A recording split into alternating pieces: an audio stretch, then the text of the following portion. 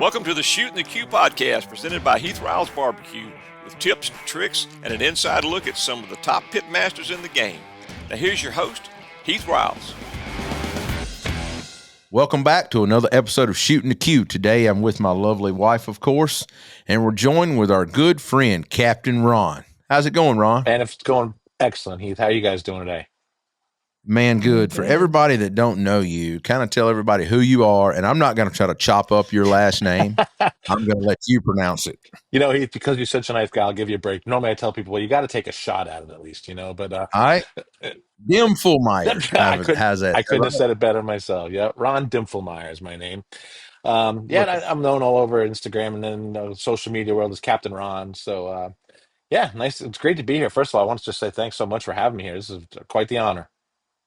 Well, we've been friends online a long time, and we're running each other at events, on and off throughout the years, always. Yeah. And, you've always done an excellent job at grilling and things like that. And I notice more and more and more, you're just out there nonstop every day, killing it, trying to grill up something good. We're having fun, man. I have a lot of people to follow in the footsteps of like yourself. So, we're trying to keep busy and just have some fun doing it, Well, tell me a little bit how you made the move from New York to Florida. Sure. So it's kind of an interesting story, really. I'm the type of person I like a lot. I can't just have a barbecue grill. I got to have 8 big green eggs and 10, 15 different cooking apparatus. So I was into water skiing when I lived in New York, and I became a tournament barefoot water skier, actually. And I got a job working for the world champion barefoot water skier down here in Florida. And kind of funny, I ran into some people that knew him, and we wound up going out skiing one day. That was on a Thursday. And the next day, the guy called me. He's like, "Hey, man, we heard great things. You should move down to Florida." I was like, "Yeah, sure." I thought my friends were joking with me. This is like a guy who had his picture on my wall, and he's like, "Yeah, you should come work for us." That was on a Thursday, and on Tuesday, I was in my car driving driving down to Florida. So, Hey, yeah. now that's a pretty cool story, though. Yeah. From a Thursday to a Tuesday. Yeah. I had a girlfriend of like 3 years, had a job of like 3. Everything just picked up. Mom, Dad, bye. I'm going. So, yeah. So did the girlfriend go with you? No, she did not. No, she did not. No, she stayed there. And no. That was a that was the bone of contention for a while. Yeah, I was unpopular Damn, there. I knew I liked you. My kind of man. How long have you been in Florida? I moved here in 1989, so I've been here. So it's been a while. Yeah, it's been a good minute now. Yeah. So you probably had a good run back in the day, then the '90s down there, coming out of New York. Boy, it was a fun time to be down. Yeah, it was. Yeah. Oh, I bet it was. Did you ever run any? I got to ask this. I'm going way off topic here right now. But did you ever run around with Club La Vida and Spinnakers or any of that in the '90s? I couldn't. You broke up a little bit there. I couldn't hear what you said. Club La Vida, no, or Spinnakers or any of that? Did you run around any of those places back in the day? No. Panama City? No. Well, where is Coral Springs? Exactly? So we're just outside of we're just outside of Fort Lauderdale, like an hour north of Miami, and maybe like 20 minutes northwest of Fort Lauderdale. So kind of wedged in between. So you're not near what Heath is asking about. I don't even know where he probably not. Yeah, he probably got way more in depth in Miami. Oh yeah, than he did anywhere else. Let's just say I'm glad that a lot of the clubs have shut down. I'm glad that social media was not a thing back in the day. We'll just leave it at that. Well, I wouldn't be where I am today if social media was around back then. Yeah, man. It's crazy, right? Nope. Yeah. Oh, boy. So how long have you been an ambassador for Big Green Egg? Just started probably about 5 years ago, something like that. I haven't figured out the exact time, but yeah, it's probably somewhere around 5-6 years ago, maybe even longer. I guess it's longer than that now, really. That was really something. This whole thing started, Heath, because they say at like 35 years old, men either have to get into World War II history or smoking meat. So I decided to go the smoking meat route, And my kids at one time, they were just like, "Oh, you should start an Instagram." I was like, "Yes, you should start me an Instagram." So, they did that, and we just started posting some pictures, and all of a sudden, I think it's just a kind of a right place, right time kind of thing. Like I said before, I like a lot, whatever it is, I jump in head first, and started posting pictures on the Big Green Egg and doing a little bit of video and things like that, and it just sort of grew. It just sort of took off, and one day Big Green Egg reached out, and literally, I got an email one day or a text message. I think it said, "Hi Ron, I need your address to send you some stuff for being on Team Green." Like, wait a second, what? Like I told my girlfriend, I'm like, Lynn, does this mean what I think it means? So it was quite an honor to be included on that. I'm just a backyard barbecue guide, really, and for that to happen was pretty amazing thing. That is pretty cool. Well, now you work with Fogo Charcoal as well, Yeah. and you do their videos for their YouTube channel. Correct. Is that Yeah. right? Yeah. So, they're about an hour from where I live. And a couple times, Sebastian, the owner, he invited me down. He said, "Hey, I make these videos. Why don't you come, be at the end with me and do a little taste test and we'll have a little conversation?" I said, "Okay, cool." But then when the pandemic hit, I was a traveling salesperson. I was gone like 3 weeks of the month from my job, and I couldn't travel anymore because airlines were shut down, and he called me up one day and he says, "Man," he says, "this pandemic, we're so busy." He says, "Sales have gone through the roof. I don't have time to make videos and everything. Can you come make a couple videos for us?" Yeah, God, what an honor, sure.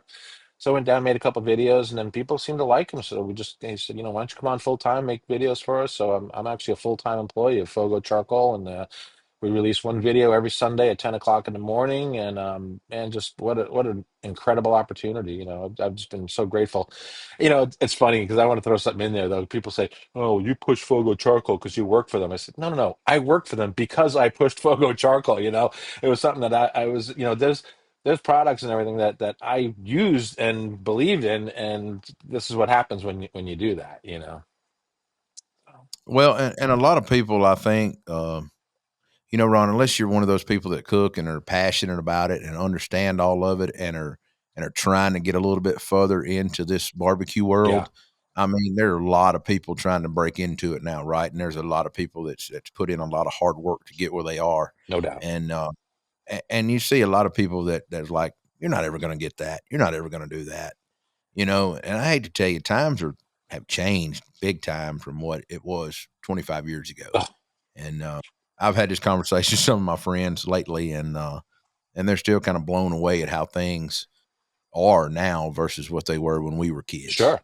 You know, Hey, it's listen, the fact that I could make a living being a barbecue guy on social media, it's just more proof the world has gone completely and utterly mad. I mean, 25 years ago, this didn't exist. I mean, it didn't exist.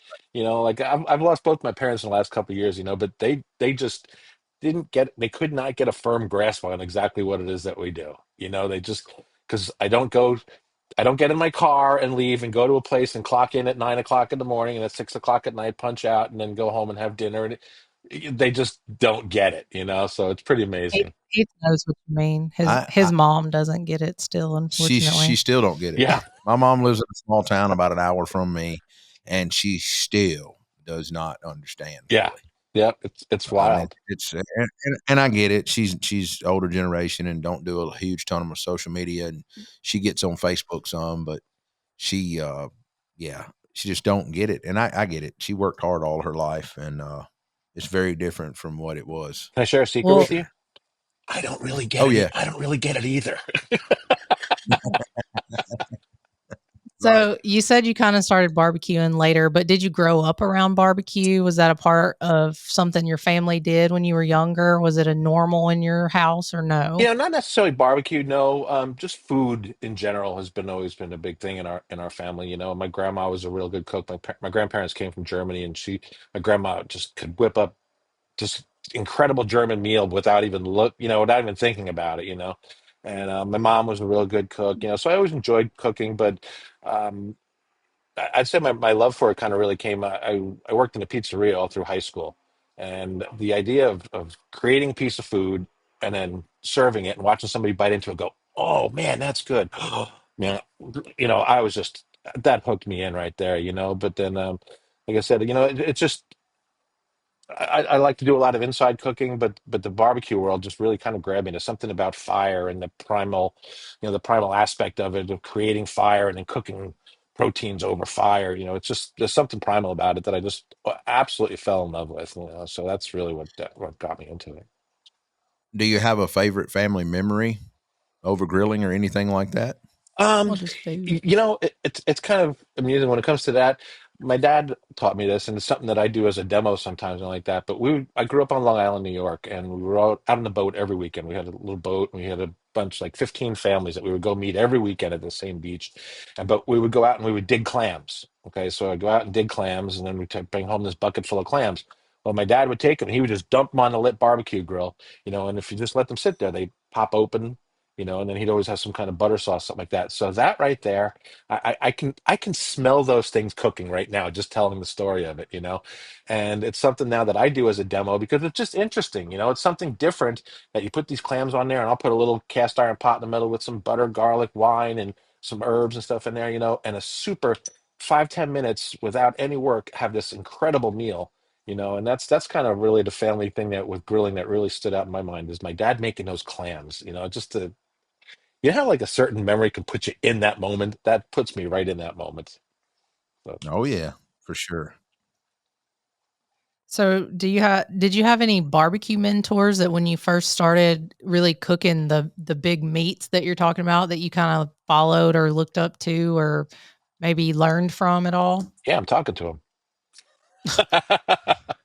Well, that's There was a lot. When I got into it, really, I was really into the big green egging, and I belonged to some Facebook groups that kind of got me into things there. But when I came in, I'm going to probably go more towards the big green egg world because that's really where I've been centralized a lot is like barbecue Buddha.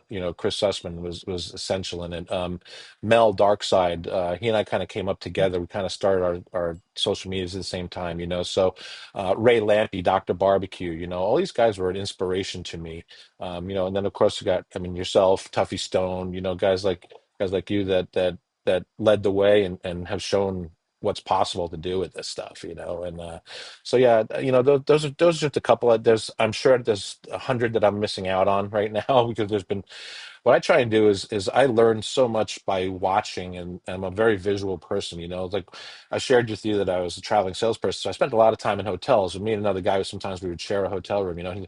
What are you watching all those cooking shows for all the time? Why are you always watching those cooking shows? And now he's into what we're into now. He has a barbecue page and he does a lot of stuff and he cooks a lot of barbecue events now and things too. So he's like, now I understood why you were watching all those things. Because you take what you learn on those types of shows and you can still apply it to barbecue just because you're cooking on a different main. I mean, cooking is that's is right. is is no matter what you're cooking on. That's why I like the term pitmaster. I'll never consider myself a pitmaster, but I want to know how to cook on everything. I want to know how to cook on an egg. I want to know how to cook live fire. I want to know how to cook on everything. So Well, there's a lot of guys. That term is thrown around so loosely these days, pitmaster or chef or whatever. And at the end of the day, I just want to cook good food. You ain't got to call me nothing but Heath. yeah, I mean, that's kind of the way that I am. Don't get me wrong. I've won some barbecue contests and done things like that. But at the end of the day, I would much rather have a something with some gravy or biscuit or something southern. Or mm, all food started out as live fire, right? hmm They didn't have a stove yep, or anything when it first happened. So basically, like you said, watching those cooking shows and taking maybe just a section or a spin of a marinade or a piece of meat and cooking it over open fire, braising it over an open fire in a pot. hmm I mean, there's so many different techniques and ways now to do it. And as you know, live fire has really, I mean, at one time green egg was the thing, and then it was pellet grills, yeah. and now it seems like pizza went through a phase, and now it seems like the live fire technique is back, and that brings the element of grills back. But it seems like the live fire thing is kind of Oh, really back. absolutely. It's like bell bottoms, man. If you just hold on to them long enough, they'll be back in style. I mean, so our whole thing started. Establishment kids. Yeah. So our whole thing started with live fire. I mean, I do demos a lot of times that I'm doing a caveman steaks, and people say, well, why do they call it caveman steaks? Because they didn't have fancy equipment like we have. They didn't have grates. They cooked on fire. And That's it. They didn't have cast iron pans. right. Yeah, exactly. Exactly. So it's kind of cool because I've actually grasped that a little bit and been involved with some of the live fire events and things that have been going on. It's something that really interests me. I just got a new big Santa Maria grill here and everything I've been working on, and man, it's a different world, but boy, it's really cool. It's really cool. It is. So, what's the one recipe that's your go to for most demos? Let me ask that. So I do a lot of demos for Fogo. We've been doing some demos at Home Depot stores and at Ace stores and things like that. So I do a lot of egg fests as well, like the Big Green Egg Festival. So what I'm known for there is I'll take a New York strip roast to get a whole subprimal New York strip roast, coat it up in the rub, and then I'll smoke that till about 115 degrees. Take that off, set it in my Cambro, and throughout the day I'll slice a steak, hit the inside with a little more seasoning, and then just caveman sear that steak. And I literally serve just slices of steak right off the cutting board. Here you go. I don't have the fancy boats, no, you know what I mean? Just slice of steak right off here. And man, it's huge. People love it. I mean, I used to go to like these big green egg fests. I would go all in and make sliders with 32 different ingredients and, do all this other work. I started serving a slice of steak and started winning all these egg fests with it. It's ridiculous. Sometimes just simple is better, Yeah. You're exactly right. Wow. But yeah, that's So probably, what is yeah. Go ahead. No. What is like a typical production day for your weekly recipe videos? Since y'all are releasing a video a week, do you film one at a time? Do you film several at a time? What's that look like? So we generally try and shoot 2 YouTubes in a day. Okay. So like Tuesday is a lot of time is our shooting day.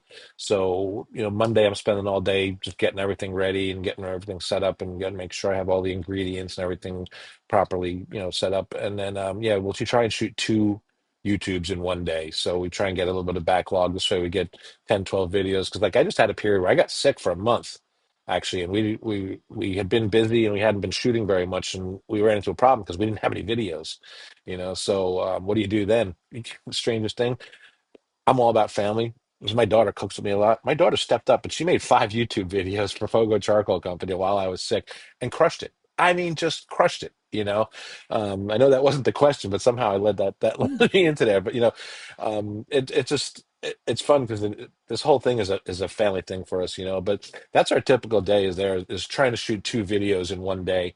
Sometimes it works, sometimes it doesn't. We just had a couple guests. We were shooting a live fire video. I had a former pro wrestler. His name is Brimstone. He's pretty active on social media. Real nice guy. And a woman named Carla, who's down here in Miami. She's one of the bigger live fire chefs in the country now. And they both came and we had set to film 3 videos in 2 days. Well, we barely got one in one entire day. It wound up taking so long. But we did, 5 different proteins and things like that. But you kind of got to roll with the punches when it comes to that kind of stuff, as you well know. Oh, believe me, I have to film tomorrow, and we're gonna knock 4 out tomorrow. Wow, that's a It's day. cold here. That's about I'm usually 3 to 4. Yeah. The most I've shot in one day is, what was it, 9? What? 8 is what he's telling me. 8 one day. Man, oh man. Good Lord. Yeah, That's a busy day. That was a rough day. But I'm back when I film 4, we're like the next 3 weeks in a row, I'll film 4, 4, 4 because I'm like you. I like having some videos in the hole in case something happens. And I like doing that because around my travel schedule, having them in there released no matter what. Sure. I mean, that's kind of like these podcasts, sometimes not doing them week to week. We film some of those up because going to be out of town at a trade show or something, an event, Sure. you still got to have that content to drop. Yep. Exactly. May I just add that your garlic butter seasoning, I think I can inject that stuff in my veins, just so you know. God, I love that stuff. Well, believe it or not, we have, and I'll go ahead and say it on the show here, we have some new products coming. Oh, is that right? Some new rubs. Nice. We do. We have a buffalo seasoning coming. We have a lemon pepper buffalo, and we have a Parmesan garlic seasoning coming. Wait, I feel like you're flirting with me. Jeez, stop it.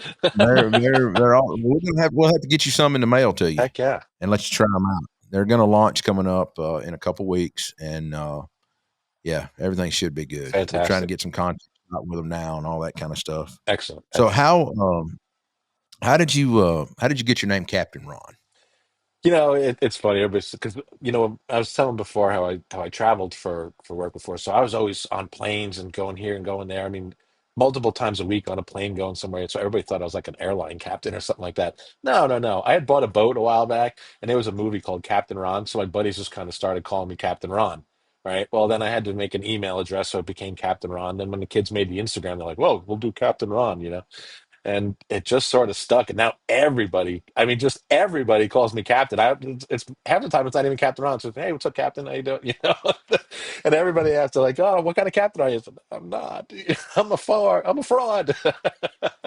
Man, there's nothing wrong with doing that like you done it. You created your own image. I mean, the same way you talked about Ray a while ago. He was Dr. Barbecue. Yep. Somebody had to name him Dr. Barbecue. Exactly. And kind of like there's so many different crazy people call so many different people so many different names in the barbecue world. It's pretty wild. Well, the thing is too is that it's the way that my name is written out. It's just stupid abbreviation. It's not even the proper abbreviation for the word captain. It's so terrible, So I'm actually getting ready to do a name change. So I'm going to actually do Captain Ron Cooks, like written out, because Captain Ron is taken everywhere. Captain Dot Ron is taken, but I'm going to do Captain Ron Cooks written out so that you can actually understand what it means and what it says. But I started kind of asking people, we'll do a name change. What do you think? They're like, well, you have to stick with Captain Ron. It has to be in there somewhere. I said, oh, okay, good. I'm glad it works. But yeah, like you said, it's kind of become a brand now for me. So it worked out well.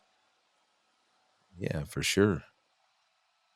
So what's been the most like memorable recipe? You mentioned that your daughter has kind of dove in and started doing a lot. What has been some memorable videos that you've done with her? Event videos you've done? Let's see, with her, we actually haven't really done a whole lot together. She used to come in and be in the end of the YouTubes a lot of times, but it's usually a matter of she's 23 years old. She's in and out of the house and running, never sitting still. So it's usually, hey, you're home for 5 minutes. You want to come in the end of the video? But I don't know. It's kind of funny actually. I just filmed a porterhouse, like an Instagram reel. I'm getting ready to post it today, actually. And the end of it, I filmed her. She took the bone. And she goes, "This is how you handle a porterhouse," like this. And then it got sour. It had horseradish, so it's all over her face and everything like that. If you go on my story right now, it's there. And she goes, and she takes a big bite. And she goes, "Porterhouse is so good, and I'm single and I'm ready to mingle." And she's got this stuff all over her face. So that the one that we shot the other day might actually be my favorite one with her, because that apple did not fall far from the tree. Let me tell you. Poor kid. That's funny. Well, talking about green egg, for Yes, sir. someone that's new to a green egg, Mhm. what are some of the most common mistakes that you can make the first time cooking on a green egg, and how can they avoid them? Well, the first thing is everybody wants to get a big green egg and go out and smoke a brisket. Don't make that your first cook. Do something simple like a pork butt. Okay, learn vent control. Learn these things. Over on the Fogo Charcoal YouTube channel, I've got like 70 videos on how to's. On big green eggs, how to set it up, how to smoke, how to grill, all these different things. But temperature control. You learn your vent settings. Okay, that's going to be the most important thing, because it's going to make your breaker. If you don't take the time to learn those, you're never going to get it right. It's always going to be too hot, or you're not getting hot enough. And like with anything else, there's a little bit of a learning curve. You don't just get it, open the box, and start cooking. There can be a little bit of a learning curve with these things, but it's worth it. It really is. But yeah, that would be my biggest thing. Really, is just take the time, learn your vents, learn the grill before you start going into cooking a $200 piece of meat. So pork butt's always a very good first one. I agree. It's a lot cheaper than brisket, and burning up a brisket kind of Yeah, sucks. no doubt. And you know what else? The pork butt is very forgiving. You can cook it at 225, you can cook it at 350. You're still going to get a pretty decent product no matter what happens. So if your Yeah, temperature, you just wrap it. yeah, one of the big problems that people have with their big green egg is that, like, oh, I got to go, and it was burning at 250, and all of a sudden I looked and it was at 350, and like, well, yeah, that can happen if you don't, if you're not used to it yet. So if that happens with a pork butt, you're really not going to have a problem. So. That's right. Do you have a favorite green egg model out of all of them? What's your favorite? I have to say the extra large is definitely my favorite. I started with a large, and I thought that was going to be great for me.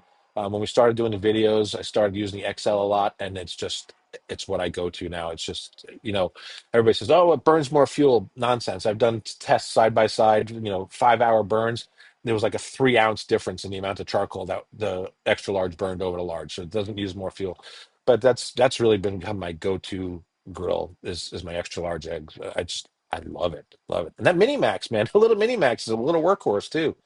That those things are That great. mini max is really cool, especially when you're only doing a couple steaks or something, and you only need to light a half a chimney of Sure. charcoal or a little quarter chimney and throw it in and be done. I mean, it's really nice. Yeah, it's nice if you're doing that, or if you're cooking lobsters out on a sandbar somewhere. I don't know. Yeah, really nice for that too.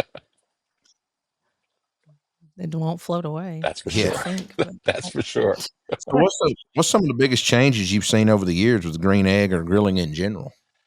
Um, Wow, that's a really good question. I mean, there's a lot of changes.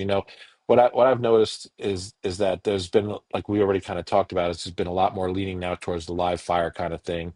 Is that I see that segment really growing a lot. What I really like to see is people not just doing a steak or doing a hamburger on their grills anymore. Now people are taking like inside cooked dishes and transforming them over to the grill, and I think that's a really cool thing. I've always, I, when my mom passed, I got her handwritten recipe books. It's her recipes are great. Add some Yeah. salt, put onion. I know much I of was it. about to say you're lucky there is a recipe, Yeah, I'm sure. But yeah, it's still more got of to an figure it it's out. more of an outline than a recipe. But I like the fact that people are taking their mom's recipes or the recipes that they've always cooked traditionally inside and now doing them on the grill because when it talks about smoking meats and things like that, I always try to tell people, in my opinion, smoke is an ingredient. you know you can have way too much smoke. Smoke is an ingredient, so adding a little kiss of smoke to something, so like I'll take um a regular meal that I would have made inside or something like that, and maybe I'll We smoke the do a meat. pecan pie. You do it. We do a pecan pie, and that kiss of smoke on a pecan pie, and she's done Yeah. cheesecakes several times on the grill. Hmm. Banana bread. Yeah. Banana Aw. bread, that little kiss of smoke, like you Yeah. said, it goes a long way. And treating smoke kind of like salt and pepper. Yeah. Add it as you need it, and understand. A lot of people don't understand you can cook with no smoke or no wood whatsoever. And then when it's time to set sauce, throw you a few wood chips in the fire, Yeah. and the smoke attach to the sauce, and you'll think, oh, I have a smoky piece of meat. Yeah. But if you're cooking with a good lump charcoal anyway, That's right. that's not, I mean, you're burning hardwood anyway. So Sure. it So, like, as a matter of fact, I've 6 one way, half a dozen the other, yeah, right? exactly, exactly. I've like you, I've done cheesecakes on the grill too, and everything like that. And I won't even use any wood. I'll just use some lump charcoal, and that to me is already giving me enough of that smoky flavor. Listen, I'm biting a cheesecake. I don't want to bite into a brisket. That's not what I'm looking for. But Right. it's just that, like you said, that little touch of smoke, that kiss of smoke, really amps up the flavor in a lot of these dishes. It does. You know. So talk about Eggfest. So besides from just knowing Eggfest on the internet Mhm. and kind of seeing some banners and signs, kind of tell us a little bit about Eggfest and how it works and what all goes on Sure. and kind of what all goes into it and how many people show up, kind of a little bit of everything. Eggfests are great. It's a collection of big green eggheads. It's mostly all backyard people that come out. They spend their own money. They buy their own food. And what happens is that the dealers get a better deal on the eggs from corporate, and they can sell them as a demo. So if my egg fest that I want to cook in is 4 hours away, I don't have to worry about bringing a grill with me or anything like that. I bring my food, and you can even have a lot of stuff pre-cooked. It has to be finished on the egg while you're there. Okay, so but I've always gone, and I like to do my cooks there and everything. But it's all these people, and it's a lot of times you'll get maybe 15 to 20 teams that sign up, and they'll bring all their own food, and they go and they serve food, and it's open to the public. You can buy tickets, they're usually like $20, and it's unlimited samples. And what you're doing is you're serving samples to people all day. It's basically a great way to show off what the big green egg can do. It's a way to show off your own personal creations, and it's a great way to just be involved in the community. The egghead community, it's been called a cult, before, and I love it because it really is. If you know a big green egghead, they're a big green egghead. Period. So, but it's a lot of fun. And then the dealers, like I said, they sell the eggs that were used that day. Most of them have them pre-sold already. So at the end of the day, you shut your egg down at 2 o'clock, and it takes a couple hours for them to cool down. And 4 o'clock, they start loading them in, and you get to take your brand new used one-time egg home. You just saved yourself, three, four, $500 off of the price of a new one. You have the lifetime warranty still, and now you're a big green egghead owner. So it works out pretty well for everybody, and it's a lot of That's pretty fun. It's cool. just a lot of fun. There's the community, just like the barbecue world itself, the barbecue community, is just. I always find it's just people that enjoy being together and sharing a common interest and a common trait, and having something in common together and just getting together. And I don't generally see arguments. I don't see fight. I just see people wanting to get along at barbecue stuff. It's just so I great. tell people that all the time. Don't get me wrong. You can get a lot of alcohol involved Sure. for the most part, and somebody can't handle their Yeah. alcohol. Um, and that's not really at any events that we're at. That's just maybe at a barbecue contest or somebody's backyard. But for the most part, like you said, when somebody is cooking and serving you food and having a drink and you're all laughing and cutting up, everybody's done kind of forgot about what's going on in the world today and just having a little bit of inner peace at the moment. Yeah.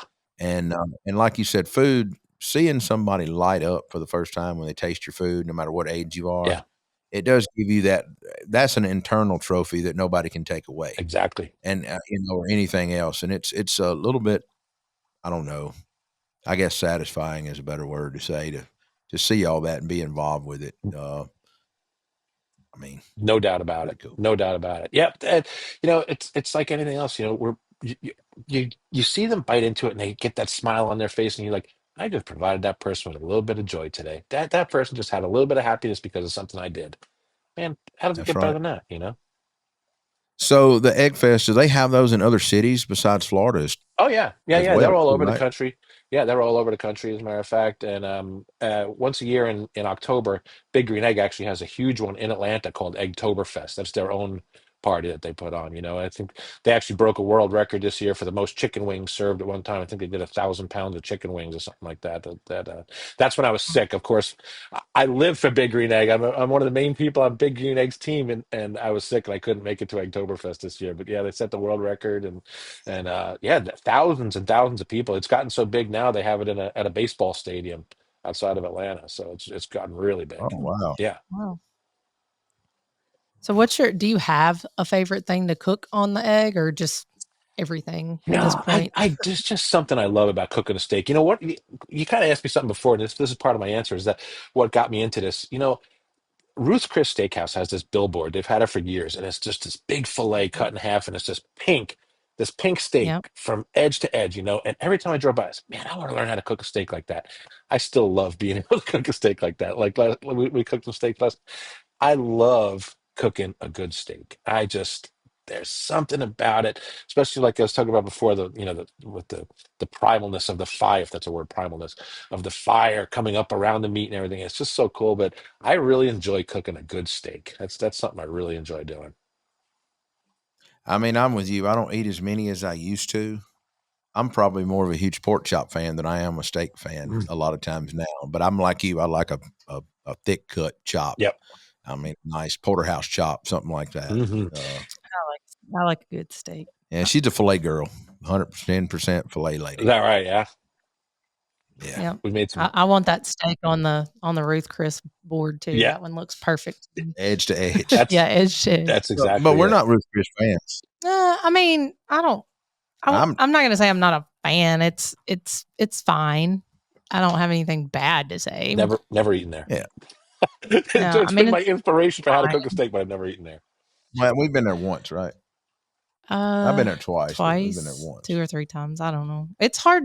It's hard when you get to our level, your level, anybody who cooks on a regular basis, to go out and pay what some of these people charge for a steak when you know you can make it better yourself. Yeah. And you can go and buy even that same cut of, if you want a fancy whatever kind, or if you want a cheaper version, whatever, you can pick what you want. Yeah. But either way, you're going to be able to cook it cheaper and better. I am so with you. And that's where I was going to go with that too, is that I don't order a lot of steaks out anymore because I'm just usually disappointed. It's just one of those things, and I'm the type of, and I'll sit there eating it begrudgingly going, I could have made this better at home, but I'm not going to enjoy myself as much, so I wind up getting something else. But yeah, we are guilty of, I feel like when we travel, we will go to local steakhouses that are maybe in that area just because you read about it, it's so hyped up, you want to try it. But it's usually more for like a salad and a side that we're more pumped about than the meat. I mean, don't get me wrong, we try the meat. Yeah. I mean, we'll order a steak, but it's kind of like you're saying, you usually end up being somewhat disappointed. But it's like, man, those Brussels sprouts were really, or whatever it is. Yeah. Some of them have really unique things depending on where you are and what type of place. Like we went to Philadelphia this past summer, and there was like I don't even know the name of it, but it was like just an old school place that was like, and the steak was meh, but the sides were wonderful. Right. Off the charts. I mean, everything else was off the charts. It's kind of like I'd rather order fish when I go out, or chops, or, other dishes. I'm kind of like you, Ron, that I'm not going to be disappointed in. Yeah. I can kind of look around. If I see something coming out at the table and go, oh, that looks good, I'll just order that. I just can't. I'm like you. There's only so many ways a chef is going to cook a steak in the back, and he's probably only going to use salt and pepper. Yep. And there's nothing wrong with that. but I need a little bit more flavor pop. I want something. I need, Mm-hmm. yeah. And then it might not be rightly cooked, and it's not a Delmonico cut, or it's not a, I'm like Candace. I'd rather just pick my own cut. Yeah. I've gotten that snobby, I want to say, I guess, on cuts. When I do eat beef, I want to eat what I want. Sure. I mean, and it's hard for me to, when you got Kevin Green down at the butcher shop in Florida, and you can call him and say, cut me a 6-ounce Wagyu this or a prime this and ship it to me with my order. It's kind of hard to go to a steakhouse and get something, like you said, paying 4 times as much for. No doubt about it. And, through what we do too, we get to eat some pretty high end, pretty high quality meats too, so it's become increasingly difficult to go to a restaurant, even a good steakhouse now, around here and order a steak, but I'm with you on one thing, is that I love me a good pork chop. And every time I make them, I say, why don't I make pork chops more often? And then it's 3 months before I make myself a pork chop again. Then I eat it. I go, good Lord, that was good. Why don't I make myself, it's just this weird cycle of things. But I guess because pork chops don't do well on Instagram, maybe. I don't know. Maybe that has something to do with it. I don't know.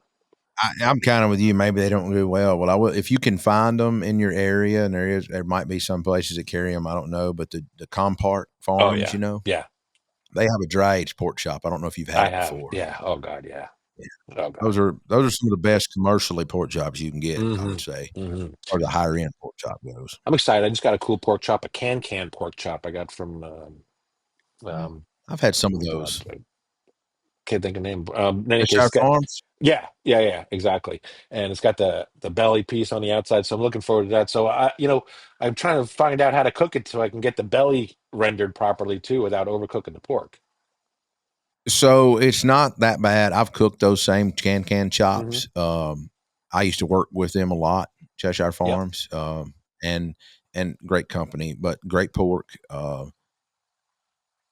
Definitely cut them, score the back of them. Okay. Make sure they dry really well. Salt them in advance to draw a little bit of moisture out. Almost like you would the pork belly. Yep. Then knock the salt off and kind of grill it off pretty quick. Gotcha. And you'll get a little bit of crumb from there. So it's pretty thick. Would you kind of almost like reverse sear that then, or would you just cook it direct? That's what I did. Almost reverse seared it, but you need a lot of live fire because of how thick the fat is in the rendering. Yeah. So I would definitely cook it a little bit hotter than normal. Gotcha. Okay. That's definitely going to be one of those ones you're not going to carry to just 145. Right. Yeah. Yeah. It's going to have to go on up to do some rendering to get that bite that you're looking for. Yeah. And somebody told me also too, afterwards, when it's done, take some hot oil and pour hot oil over the belly part of it, maybe even. That will work too. Or getting the hot oil hot and just dipping the chop in there. Yeah. Oh, I like that. Like a shallow pan. Yeah. In a shallow pan. I'll shout you out when I do that. For sure. Well, man, I appreciate you coming on the show today and all that. I was going to ask you, I lost my last question here. So what's next for you? Any big projects or any events on the horizon? Yeah, actually, we got a couple of really cool events coming up there, both local here, actually. But to me, really big deal. And I started this whole thing, Heath. In the end, I'm a backyard barbecue guy. I've honed my craft pretty well. And my girlfriend always says, you're somebody in this barbecue world now. I said, well, I'm on Heath Riles podcast. I must be somebody, right? But in any case, it's cool. We got some really cool events coming up. We're cooking in the Visit Lauderdale Food and Wine Festival and their barbecue event. We cooked in that the last couple of years. I've got Big Green Egg involved now. They're a grill sponsor. So I'm cooking in that. I have a bunch of my Team Green members that are going to be cooking with me. And then have Tina Cannon. She's coming down having her own team. So we're going to have some fun at the Fort Lauderdale Food and Wine Festival. And then I've also got invited to cook in the South Beach Food and Wine Festival. So, those things to me are a really big honor. These are not just some little local things, No. I mean, we're there with major international chefs and things and to be South Beach is huge. Oh my God. Huge. Yeah, it's massive, and just to be a part of something like that for me is just a massive honor. So I'm really looking forward to these two things coming up over the next couple of weeks. That's really cool. South Beach is actually, man, I used to watch a lot about South Beach and know several. I mean, Rachel Ray's been a big, had a big deal down there. And I know, I don't know if you know Charlie with Lily's Cube, but he used to go to South Beach. I don't know if he still is or not, and cook and everything like that. But I don't know. It's the list is so huge amazing. now. Yeah.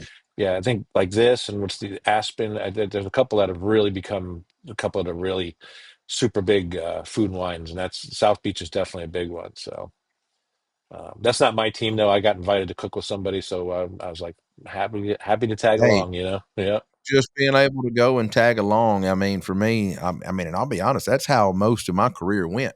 I mean, I just got invited, being in the right places, right times, and went in and put in my hard work and my sweat equity, and it paid off. yeah. And that's the same way as you, Ron. I mean, you got to put in that sweat equity. A lot of people just think, you know, whatever, he just doing whatever. They don't see all the video work in the background, and like you said, trying to shoot that video all day long, and then somebody's got to edit that video and do this and that, That's and exactly right. travel and prep and the this and that. Everybody don't see all that goes into all this. Exactly, and it's funny because in our Facebook world, a friend of mine I went to high school with, this was like 100 years ago that I graduated high school, but he says to me recently, he says, man, oh man, he says, you really got it made. He says, you put out one video a week, right? I said, yeah. He goes, so you work one day a week? It's like, man, I work more than you do. What are you talking about?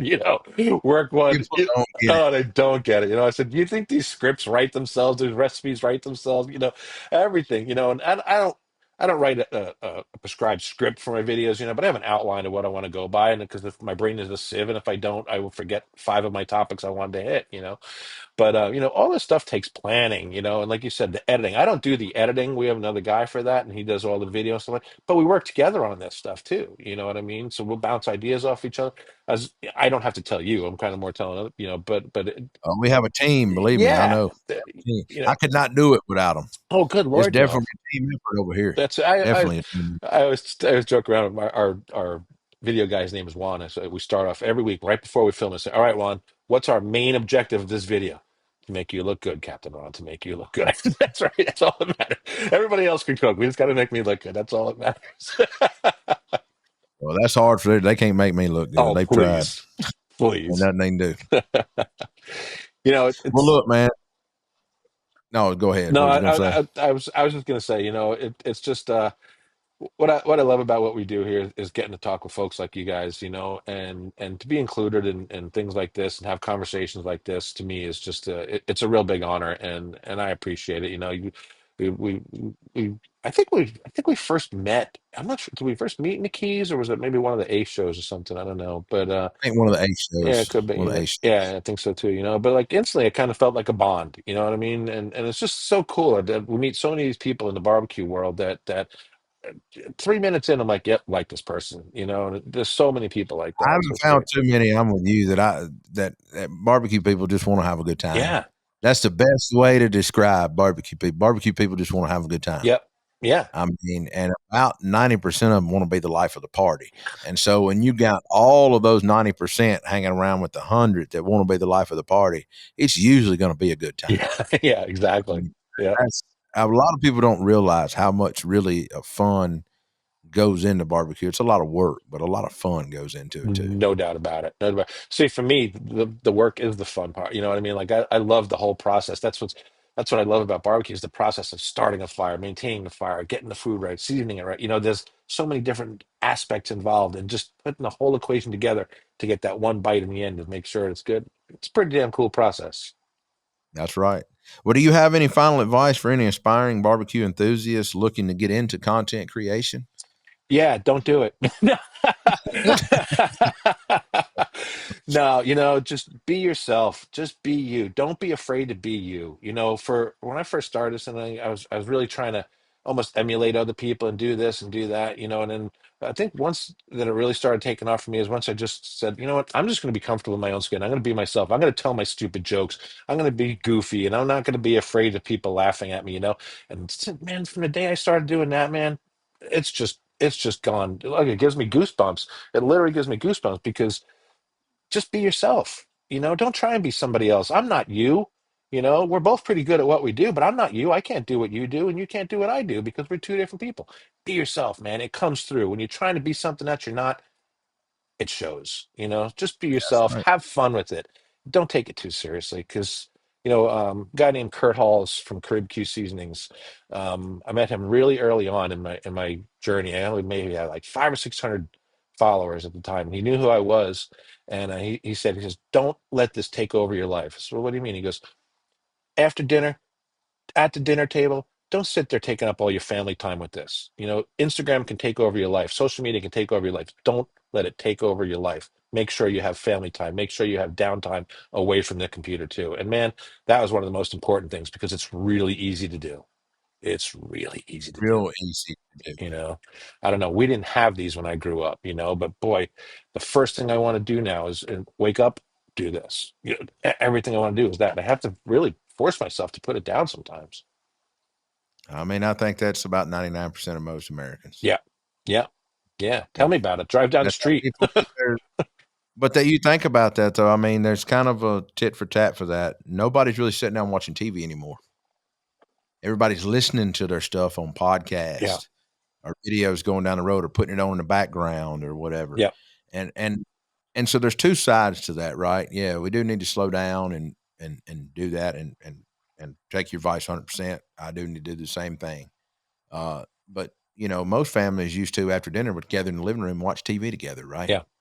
People don't do that anymore. Everybody's living such a fast-paced life. Everybody works different shifts, school, sports, whatnot, and everybody's catching their weather, their sports, their information, or catching up with their friends they grew up with. Because back before, either you had a phone number to call or you didn't know where Jim moved off to when you graduated high school. Yeah.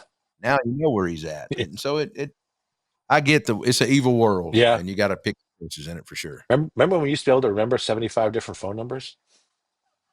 Yeah. I still remember some phone numbers that if I called them now, it wouldn't be the people that they used to belong to. But God bless my aunt. She's no longer with us. And I'll tell this when you talking about phone numbers.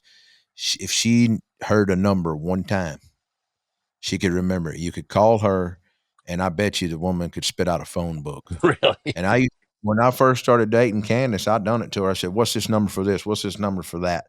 And I'm talking about government agencies down to Walmart, like things in town, I mean, Walmart in different anything she's ever called. towns or and anywhere they would like be right. Yeah. It and they would be right.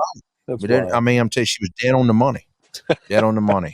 And, it's a God rest her soul. Lost art right there. She had a bionic memory.